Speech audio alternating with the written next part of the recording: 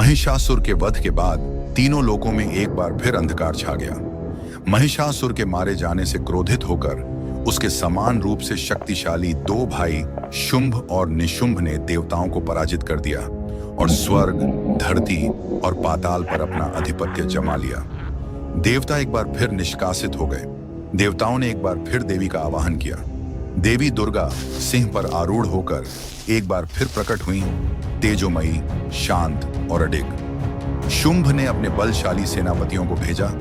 चंड और मुंड जैसे भीषण योद्धा देवी के भाल से प्रकट हुई, काली विकराल रूप वाली, काली जटाएं, रक्तवर्ण जिह्वा और डरावनी हंसी के साथ उन्होंने चंड मुंड का संहार किया। अब शुंभ ने अपनी अंतिम आशा को बुलाया, वह जो न केवल बलशाली था बल्कि उसे ऐसा वरदान प्राप्त था जो उसे लगभग अमर बना देता।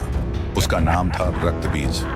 रक्तबीज को ब्रह्मा जी से वरदान प्राप्त था, जब भी उसके शरीर से रक्त की एक भी बूंद धरती पर गिरेगी वहां एक नया रक्तबीज उत्पन्न हो जाएगा, बिल्कुल वैसा ही शक्तिशाली।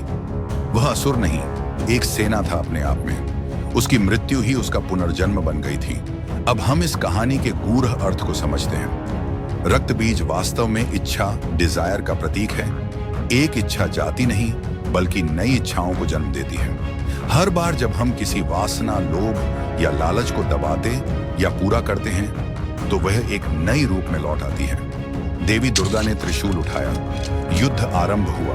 देवी ने अपने शस्त्रों से रक्तबीज पर प्रहार किए, बाण, तलवार, गदा। किंतु जहां भी उसका रक्त गिरा वहां से नया रक्तबीज उठ खड़ा हुआ।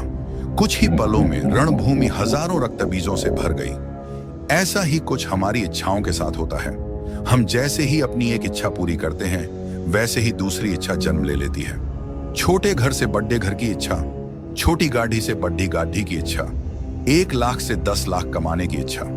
जैसे हम एक वासना को दबाते हैं वह कई और रूपों में लौटती है, कभी मोह, कभी क्रोध, कभी भय बनकर। जब हम इच्छा को केवल बल से दबाते हैं बिना समझ के तो वह भीतर ही भीतर और गहरी जड़ें जमा लेती है। अब देवी भी घिरी हुई थी, चारों ओर रक्त बीज और उसकी प्रतिच्छायाएं। यहाँ पे देवी और कोई नहीं आप है जो अपनी इच्छाओं से घिरे हुए हैं। तब देवी ने अपनी भीतरी शक्ति को पुकारा। उनकी चेतना से जन्म हुआ काली का ईक अवेयरनेस, विकराल, विकट, असीम रूप, बिल्कुल अंधकार की तरह परंतु चेतना से भरी हुई। काली केवल मारती नहीं थी, वह पीती थी। जैसे ही देवी दुर्गा ने रक्त बीज को घायल किया, काली उसकी रक्त की बूंदों को हवा में ही पी जाती थी। धरती पर एक भी बूंद नहीं गिरती। जैसे कि हमने पहले बताया, काली का अर्थ है पूर्ण जागरूकता, प्योर अवेयरनेस। जब कोई इच्छा मन में उठती है और हम उसे केवल देख लेते हैं बिना प्रतिक्रिया दिए, इससे वह जड़ नहीं पकड़ पाती। काली उसी क्षण उस ऊर्जा को पी लेती है और इच्छा का बीज सूख जाता है। तो क्या इसका मतलब हम इच्छा ही ना करें? नहीं, ऐसा बिल्कुल भी नहीं है। यहां पे आप काली के अर्थ को याद रखिएगा। पूर्ण जागरूकता, प्योर अवेयरनेस। अगर आप जागरूकता के साथ अपनी इच्छाओं को देखेंगे तो आपका उन पर पूरी तरह से नियंत्रण होगा। चलिए अब कहानी पे वापस लौटते हैं। रक्त बीज का अब हर घाव निष्फल हो गया। न कोई रक्त गिरा, न कोई नया रक्त बीज उठा। एक एक कर उसकी प्रतिच्छायाएं समाप्त हो गईं और अंत में स्वयं रक्त बीज, जिसे कोई मार नहीं सकता था, मूक होकर गिर पड़ा। हम अपनी इच्छाओं से तब मुक्त होते हैं जब हम उन्हें केवल देखते हैं लेकिन साथ नहीं देते, न उन्हें दबाते हैं न उन्हें पोषित करते हैं, केवल काली बनकर उन्हें संभालते हैं। जब युद्ध समाप्त हुआ तो केवल शांति बची। कोई रक्त नहीं, कोई बीज नहीं, कोई पुनर्जन्म नहीं। देवताओं ने स्तुति की, देवी मुस्कुराई, काली अंतर्ध्यान हो गई, रणभूमि तपोभूमि में बदल गई। इच्छाएं न बल से मारी जाती हैं न भागने से टलती हैं।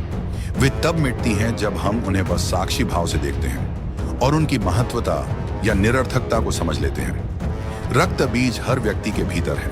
हर कोई हम में से अनगिनत निरर्थक इच्छाओं को लेकर घूम रहे हैं जो कि हमारे दुख का मूल कारण है। लेकिन जब काली भीतर जागती है, हम में जागरूकता आती है, तब हमारी बेफजूल की इच्छाएं या रक्त बीज अस्तित्वहीन हो जाते हैं। रक्त बीज को तलवार नहीं मारती, उसे जागरूकता मारती है। ऐसे ही गूढ़ रहस्य वाली वीडियोस देखने के लिए सब्सक्राइब करें हमारा चैनल।